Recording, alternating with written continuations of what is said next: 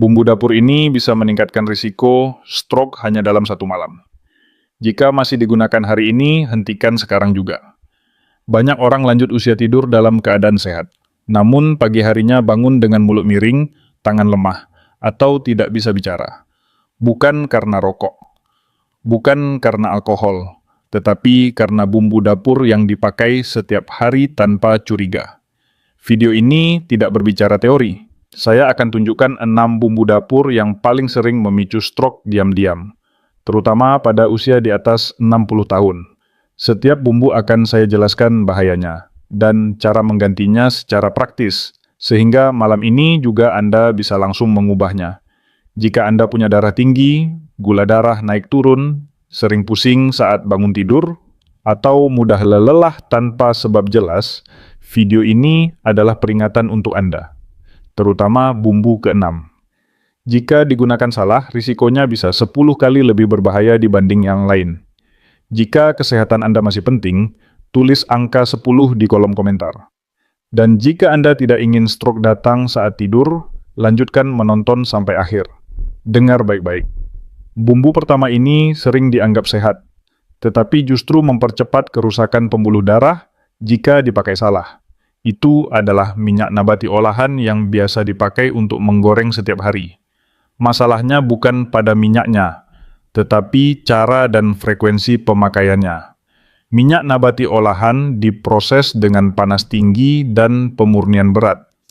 Saat dipakai menggoreng, apalagi berulang kali, minyak ini mudah teroksidasi. Hasilnya masuk ke darah sebagai pemicu peradangan. Pembuluh darah menjadi kaku, aliran melambat, tekanan darah naik tanpa terasa. Jika ini terjadi bertahun-tahun, pembuluh darah otak menjadi rapuh. Saat tidur malam, tekanan darah bisa naik tiba-tiba. Di titik inilah stroke sering terjadi tanpa peringatan. Sekarang langsung ke solusi. Tidak perlu teori, tidak perlu mahal. Pertama, hentikan kebiasaan menggoreng setiap hari. Gorengan bukan makanan utama. Batasi hanya sesekali, bukan rutin harian. Kedua, jangan pernah memakai ulang minyak bekas goreng.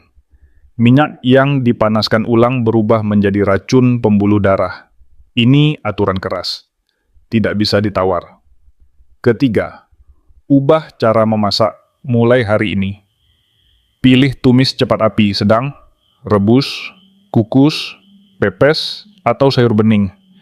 Masakan tetap enak, tetapi beban-beban pembuluh darah turun drastis.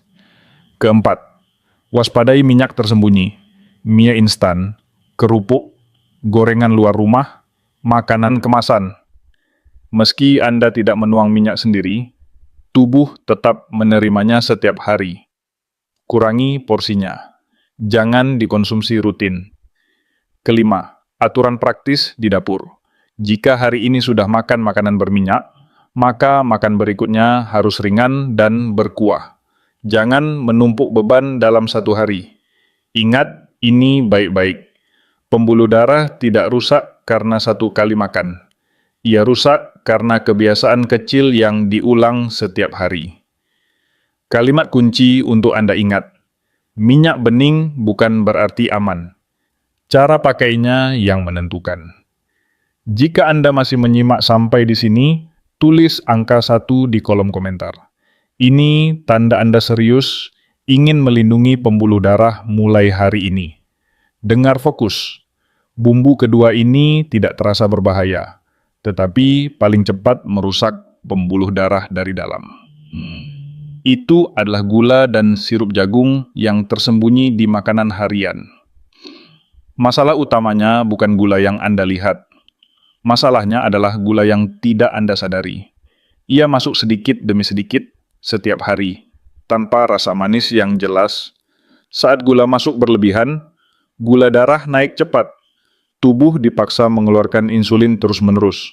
Lama-kelamaan, sel menjadi kebal. Darah menjadi lebih kental, lebih lengket, dan mudah membentuk sumbatan. Inilah jalan cepat menuju stroke, terutama saat usia sudah lanjut. Sekarang langsung ke solusi yang bisa dilakukan hari ini juga. Pertama, Hentikan minuman manis kemasan, teh botolan, minuman rasa buah, minuman energi. Gantilah dengan air putih, air hangat, atau teh tawar. Ini langkah paling cepat menurunkan beban gula darah.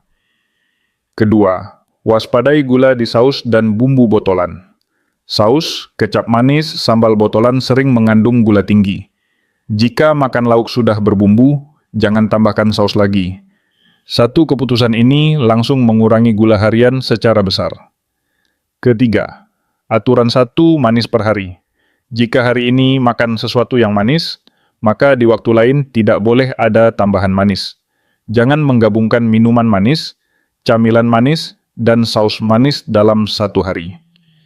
Keempat, pilih penutup makan yang aman. Jika ingin rasa manis, pilih buah utuh, bukan jus. Buah utuh masuk lebih lambat ke darah dan tidak membuat lonjakan tajam. Makan setelah makan utama, bukan saat perut kosong. Kelima, jangan tertipu rasa. Gula tidak selalu terasa manis. Ia bisa bersembunyi di makanan asin, gurih, dan pedas. Biasakan membaca komposisi atau kurangi makanan kemasan. Ingat ini baik-baik, gula tidak langsung membuat sakit. Ia bekerja pelan, tapi hasil akhirnya keras dan mendadak. Kalimat kunci untuk Anda ingat, gula yang tidak terasa justru paling berbahaya.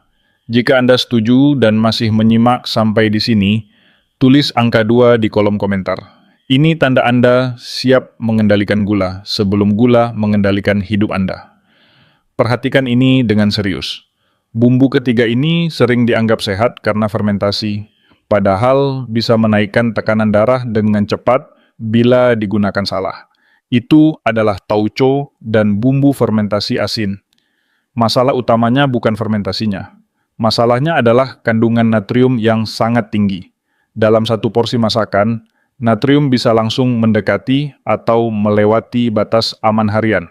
Saat natrium berlebihan, tubuh menahan cairan. Volume darah meningkat. Tekanan pada dinding pembuluh darah naik. Pembuluh darah, otak yang sudah menua, menjadi mudah pecah, terutama saat malam hari. Sekarang langsung ke solusi praktis. Tidak rumit, tidak mahal. Pertama, gunakan tauco hanya sebagai penyedap, bukan bahan utama. Cukup sedikit untuk aroma. Jangan menjadikannya kuah atau dasar rasa utama. Kedua, jangan gabungkan tauco dengan sumber asin lain dalam satu hidangan. Jika sudah pakai tauco, jangan tambah garam, kecap asin, atau ikan asin. Ini kesalahan yang paling sering terjadi di dapur.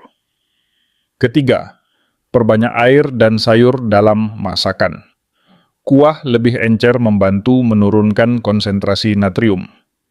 Sayur membantu menyeimbangkan tekanan darah. Keempat, batasi frekuensi.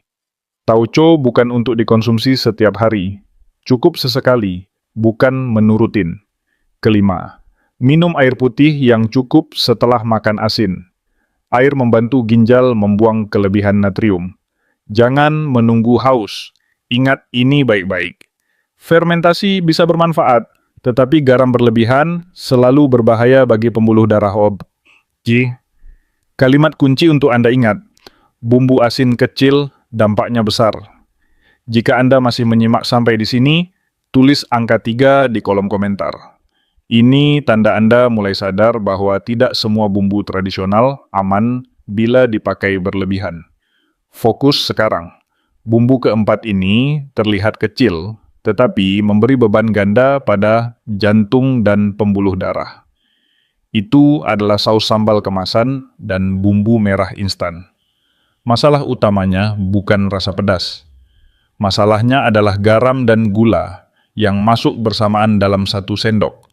Garam menaikkan tekanan darah. Gula membuat darah lebih kental. Jika terjadi bersamaan, pembuluh darah dipaksa bekerja jauh lebih keras. Ini sangat berbahaya pada usia lanjut. Pembuluh darah tidak lagi lentur. Sedikit lonjakan saja bisa memicu sumbatan atau pecah. Sekarang langsung ke solusi yang bisa diterapkan di setiap makan. Pertama, kurangi takaran menjadi setengah dari kebiasaan. Jika biasa 1 sendok, cukup setengah. Ini langsung menurunkan asupan garam dan gula tanpa menghilangkan rasa. Kedua, jangan mencampur saus ke dalam masakan. Letakkan terpisah. Dengan cara ini, Anda sadar berapa banyak yang masuk ke tubuh. Ketiga, jika sudah makan makanan asin, jangan tambah saus. Pilih salah satu. Asin dari lauk atau saus, bukan keduanya. Keempat, ganti dengan sambal segar sesekali. Cabai segar, tomat, perasan jeruk, sedikit garam. Rasa tetap kuat, beban pembuluh jauh lebih ringan. Kelima, hentikan kebiasaan mencocol berulang-ulang. Setiap celupan menambah garam dan gula tanpa disadari. Ini yang paling sering membuat konsumsi berlebihan. Ingat, ini baik-baik. Saus sambal kemasan bukan pelengkap kecil. Ia bisa menjadi pemicu tekanan darah naik dalam 1 kali makan. Kalimat kunci untuk Anda ingat, 1 sendok kecil bisa membawa 2 bahaya sekaligus. Jika Anda setuju dengan poin ini, tulis angka 4 di kolom komentar. Ini tanda Anda mulai mengontrol apa yang masuk ke pembuluh darah Anda. Perhatikan baik-baik.